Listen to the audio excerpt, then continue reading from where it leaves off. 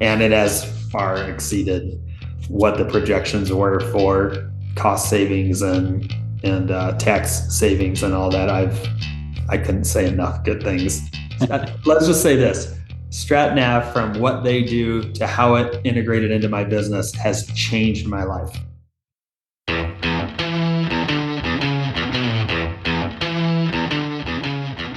Welcome back to the Navigate podcast, brought to you by Strategic Navigators, where we save entrepreneurs 40 to 60% on their income taxes. We're your host, Mitch Salanti. And I'm Adam Dirksen. On the show today, we're highlighting a current Strategic Navigators client from the Midwest, owner of Sharp Construction, book connoisseur, husband, father of 5, Ryan Spencer. Ryan, welcome on. Thank you. It's good to be here. And father of 6. Father of 6. I'm sorry. You're right. Hard to keep up myself. So. It is. I added in book connoisseur there because I know you read a lot of books. I can see them there on your bookshelf. But I just want to add in there because entrepreneurs, leaders are readers, right? We're trying to be. You bet. That's what I heard. As much as I can. So awesome. So tell us a little bit about yourself and Sharp Construction. I'm a book connoisseur. I'm a father of 5. Wait, no, 6. No, I'm a Michigander. I was an Air Force brat growing up, and my dad ended up in ministry. Went from Air Force to Bible college to straight into the ministry. We moved up to Holland in 1997. Been here ever since. Met my wife here when she was 11. I was 13. We've been married for 15 years, been together for 24, 25, and had 6 babies here. Owned 2 homes now. And just been a fun journey, starting Sharp about 7.5 years ago, and just been on a growth trend. And StratNav was a big part of that. So Holland's where it's at. That's your stomping grounds. Love Holland. Love it.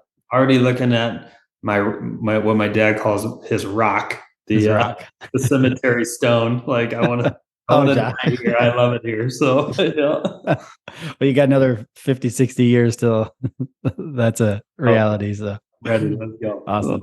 All right, cool. So let us know, how'd you start? Why roofing?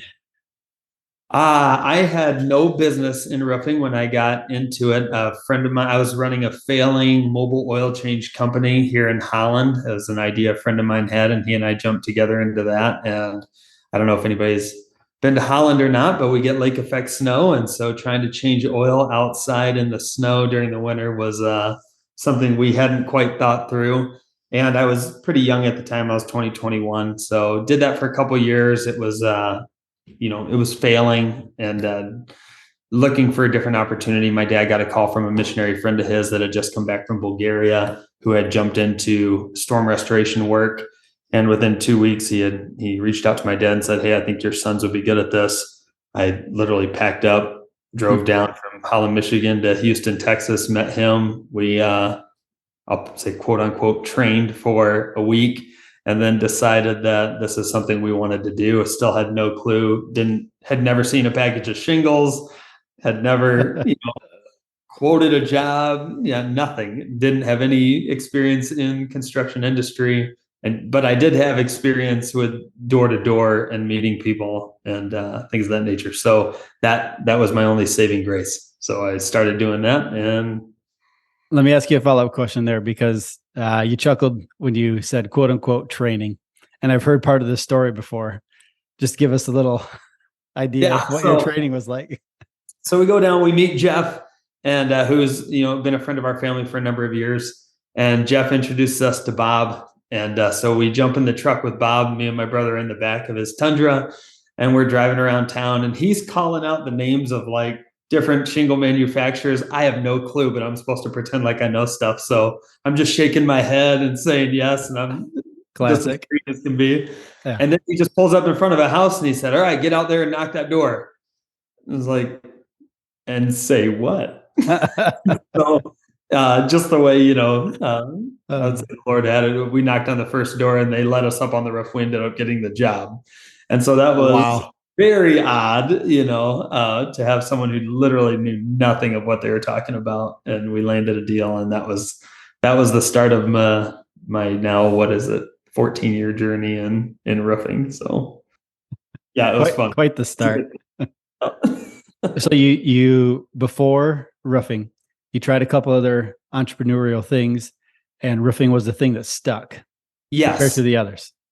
Yeah, I think from the sales end, I really enjoyed people, and that even today, that's really what I like selling roofing. It's great, but it's just a gateway to get to people, and I really enjoyed ownership from the sense of being able to develop talent within our organization to garner new friendships and relationships within the business, and to realize that I'm a roofer, my buddy might be a builder, my other buddy might be in tech, but we're all building our businesses with people, and there's commonality in some of the issues that owners face. And so it's been a fun journey to be able to link up with someone and have commonality in some of the issues we face, being in a wide variety of different industries. So cool. So industry, roofing, construction. Where's your territory? What's your reach? So we're West Michigan. So our hopes is to service the lower peninsula of Michigan. Our 10-year plan is to have a couple other locations and continue to grow. Currently, we're from St. Joe, Michigan, up to Ludington, and Holland is on Lake Michigan. So we would head east from there to about Grand Rapids area. So we cover pretty large, about an hour from our office in any direction except for west, because you'll get wet. So yeah, you fall into the puddle. Onto the puddle. Yeah. I was just going to ask Ryan, speaking of growth, how have you grown as a business owner? We were talking before we started the podcast about some of the books that you're reading and some of the things that you've taken from that and from scripture, from your faith. So I just want to hear how you've grown these last, you said 7 years? Yes, 7.5. Yep, you bet. I would say probably the one thing that I didn't do well that I'm still working to develop is to speak less and listen more, and listen entirely. I had a real bad habit. In fact, my employees, and I'm thankful for them, pointed this out to me one day, and it kind of got heated in a meeting. Then someone would go to give the rest of their sentence. I thought I knew how they were going to end, so I would just interrupt, and I didn't realize I was doing it. And they kind of snapped on me and said, "You really need to knock that off. Like you never let me finish what I'm saying. You need to, wait till I'm finished before you answer. Let me talk." And I was kind of taken back at first because I try to be a nice guy and amiable and a team player, and I didn't realize that I had this deficiency. And so when they called it out, I was shocked, and I can remember apologizing, saying, "Wow, I didn't know I did that. I'm really sorry." And from that moment on, my wife actually affirmed it when I got home. She's like, "Yeah, you do kind of interrupt people and don't let them finish their thoughts." And I'm like, "Wow, like that's terrible. I don't want to be that guy." So I would say learning to listen more, take people's full thought in, let there be an awkward pause after they're done to fully develop their thought before answering, so that I get the best information from them. So yeah, wow, thanks for sharing that. I mean, that's cool to hear of your humility too, because it's easy as the boss to snap back and be like, "What are you talking? I'm your boss. What are you snapping at me for?" I probably should be more boss-like in some respects. I think perhaps my employees would wish I would step more into that space and kind of be a little more direct. That hasn't been the way I've grown up, and I never wanted to lead a team that way, which that can be good and bad. So I've enjoyed the learning process of it, but I've also had to learn that there are times when you just step up and lead, and you can ask for all of the opinions and get everybody's opinion and make sure everybody's had a voice at the table. But what I'm realizing more and more as we continue to grow is that even the talented leadership that surrounds me, I tend to want to give them the decision-making power, and they are looking to me to step into that space. And so while they're giving me the best of themselves to help me make a decision, ultimately they want me to make the decision. And so I'm learning that now, as we continue to make hard decisions and grow. So yeah, cool. That's cool to hear that from an entrepreneur. So be great. Hey, I want to skip ahead to talk a little bit about taxes, Strategic Navigators. I want to talk about your first point of contact with Strategic Well, but let me back up again. You've been in business for 7, going on 8 years now. How long have you been a client of StratNav? I think we met in the end of 2020 or beginning of 2021. I came on board September of 21 and started my first transaction, I think December 30th of 21, and then had a full 2022 season and now almost full 2023 season. Gotcha. So, okay. So a couple of years. So first point of contact with StratNav, walk us through the story. You're good at storytelling. You've mastered the art of storytelling. I appreciate that. Tell us the story. So I'm sitting in my office. I do social media. I have Facebook, but I never have it up on my desk or on my desktop on my computer. It's always done through my phone. For whatever reason, I've got 3 screens and I have Facebook up on my desktop. And Messenger pops up and there's this dude named Adam. And I don't know Adam from the Adam of the Bible. And so he says, hey, I think I can save you on your taxes. I'd like to come over and meet you sometime. And I'm always up for meeting new people. So I said, yeah, that'd be great. Come on over. So Adam shows up and, within about an hour of a meeting, he tells me he can save me $100,000. And red flags are going off everywhere. All I can hear is my dad in my ear. If it's too good to be true, it probably is. And then I'm thinking, I'm going to prison if I hook up with these guys, So, I'm trying to be nice to Adam. Adam leaves, but he wants to bring, somebody else in to give me a free analysis. So I'm like, sure, why not? So he comes in and Josh shows up. We sit down in our conference room and he walks me through how he's going to save me all this money. And I'm still like, there's 2 sides of me. One side's going, this would be incredible if these guys aren't lying, right? And then the other side of me is going, no way that this can be true. I am running for the hills, get me away. Yeah. And so what's interesting is something kept eating at me like, this is probably legit. Everything about these guys seems legit. I'm looking them up online. I'm finding out if they got a rap sheet, like what am I getting into here? And let me interrupt you because in the meantime, you're referring us to other people. Exactly. So I sit on the board for our Home Builders Association. I started referring all my entrepreneurial friends, especially my Christian friends, because I'm like, man, what we could do to give back to our communities, if this money was in our hands, we could really make a difference with this. So if it is legit, I need to, tell a bunch of people about it. And so a good friend of mine, he's just as skeptical as I am. So we're meeting, having lunch and, talking trash about Adam and Josh. But there's still this thing that's eating at us. This could be legit. And he calls me up one day. He says, I did it. I was like, you did what? And he said, I joined up with StratNav. And here I hadn't even done it. So my referral signed up before I did, And so then within, I think, a week or 2, I had signed up with StratNav and wished I would have in the year that I waited to do anything. So yeah, it's been a great journey. That's hilarious to me that your referral signed up before you did. Ryan, I want to know what you first thought of Adam when you met Adam. Were you like, this guy is just trying to take my lunch, or okay, like this is a where's good the guy, vacuum cleaner? Is he selling me vacuums or what? No, actually, Adam and I got along. It's interesting because when I first started Sharp, I got introduced to my shingle rep, who is still my shingle rep 8 years later. And the connection we had was not related to our respective industries. I connected with him because we shared the same faith and same values.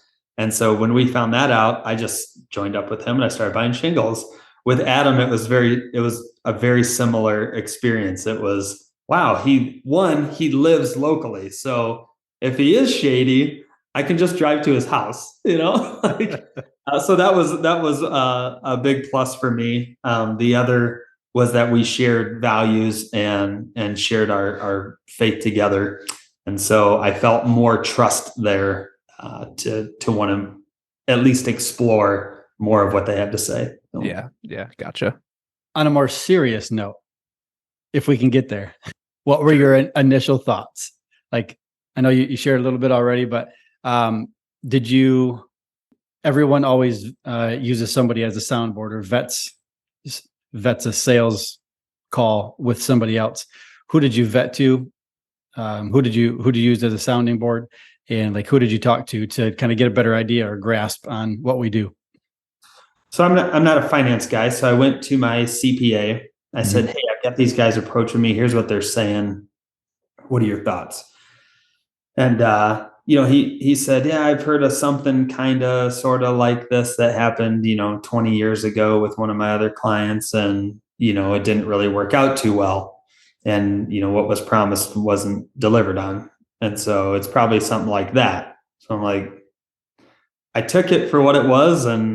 But then there was still something. I was like, I don't know that I totally like that answer as an in the conversation answer. And so because I'm hearing all this language that's not, I mean, when I talk roofing, people can sometimes stare at me like a cow at a new gate. And so when it comes to finance talk, I'm like, well, I don't know that I'm hearing or understanding all the lingo. So I put my CPA in a Zoom meeting with Josh. And then I just got to listen in.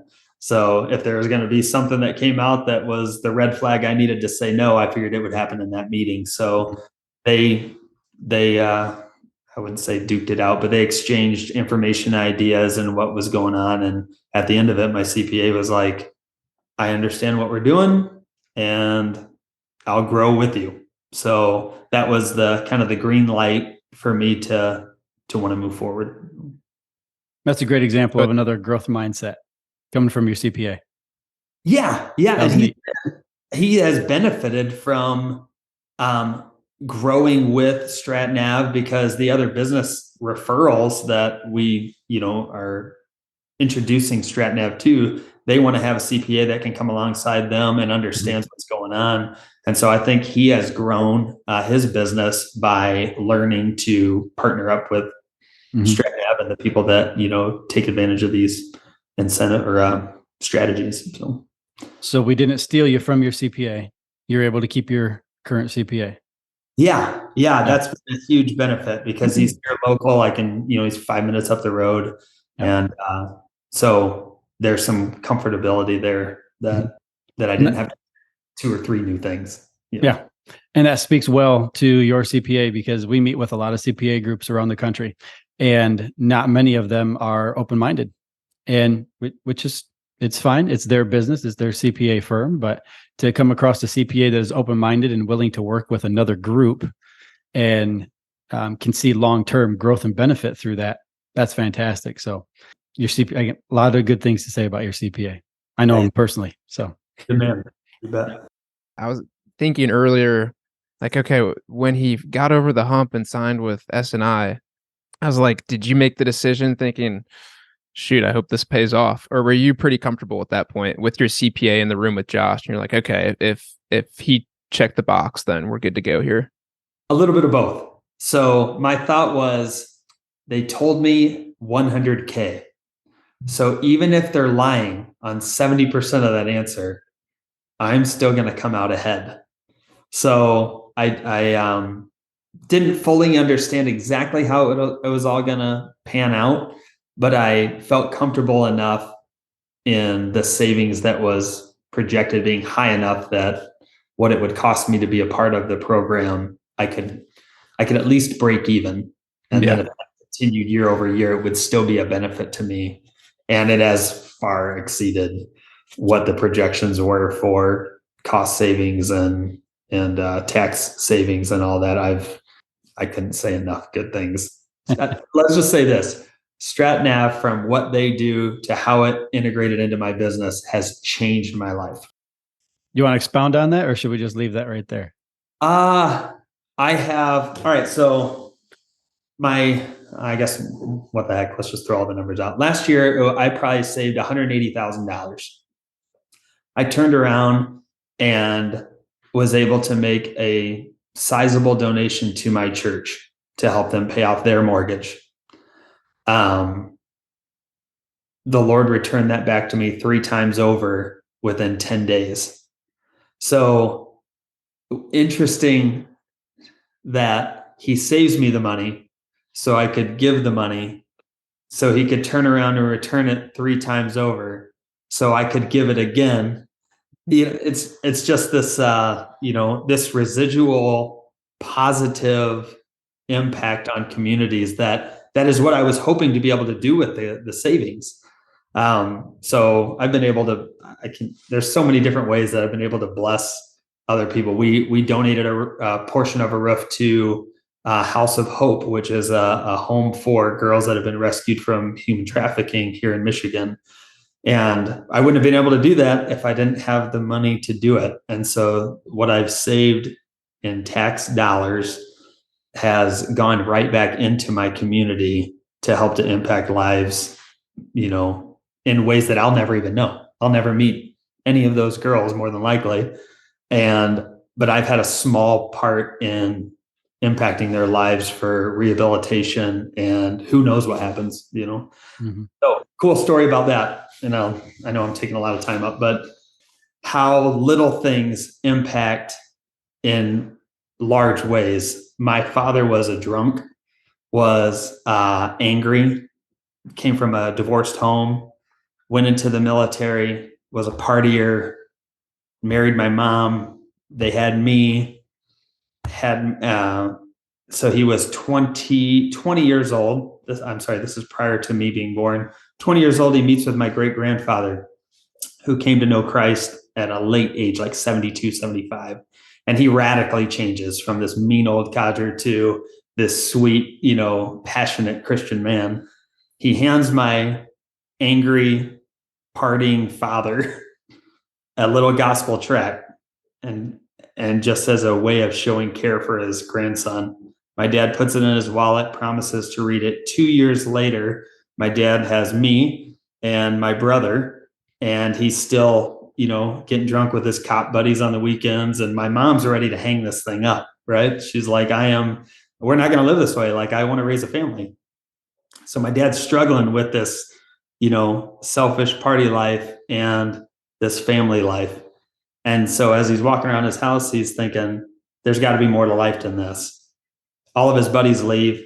My mom leaves because she's mad at him for living this life. He pulls out his wallet. He pulls the tract out. He reads the tract. He gets saved. When my mom shows up, comes back home, he's pouring all the alcohol down the sink. And she's like, "What are you doing?" And he said, "I don't know. I just don't want this anymore." He goes and finds a Bible that he was given to him for high school graduation, I think is what it was, and starts to read the Bible. Today, he is a pastor, has impacted thousands and thousands of people for Christ, and he has 21 grandchildren, a solid marriage of over 40 years because of one simple, tiny act of love by his grandfather, my great-grandfather, has changed our entire family dynamic.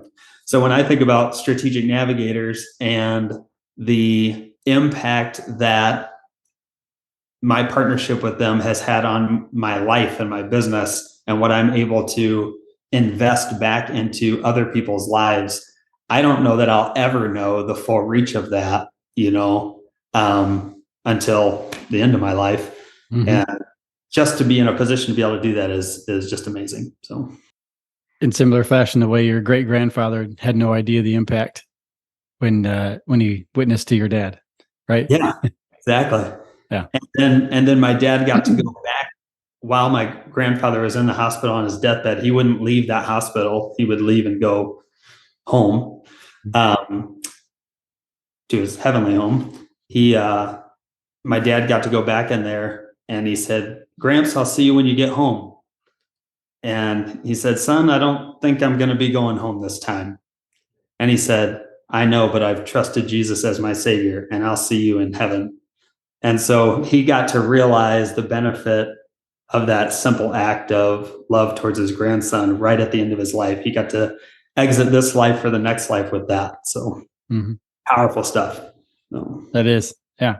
And goes to show the benefit of what entrepreneurs with a little extra pocket money could do,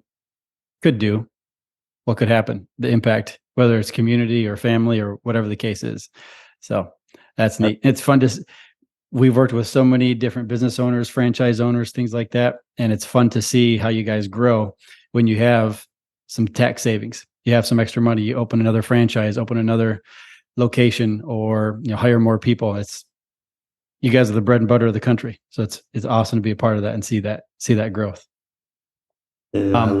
So our goal was, and we preach this, 40 to 60% savings. Did we deliver on that just one time, or was it ongoing? Did we deliver? It's beneficial every year. I would say that's a low estimation. So yeah. Cool. Good deal. Was it time consuming working with us and implementing?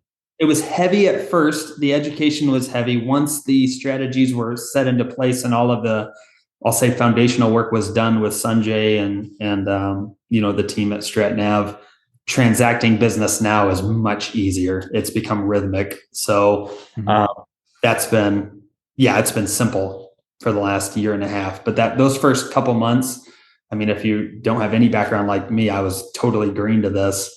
It just was a lot of education. I wanted to understand what I was stepping into. So I engaged more with the team at StratNav so that I knew not just how it was done, but why it was being done. So cool.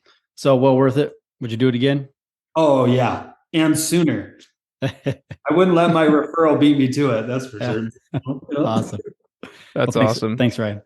Yeah. Well, Ryan, thanks so much for coming on the podcast and sharing those stories. I just want to affirm you and say, I'm so encouraged by hearing a business owner like yourself take those savings, and not that it's wrong to take that and go, okay, I'm going to buy another house or cars, or, that's up to you. That's your money. But for you to take that and reinvest it back into your community, into your church, I'm personally just inspired by that. So thank you for all those stories. And again, for coming on. Thanks for having me on, guys. This is always fun. You guys are inspiring and encouraging. So thanks, Ryan. Thanks, Ryan. Thanks for listening to Navigate. If you're interested in learning more about Strategic Navigators, feel free to click on the link in the description.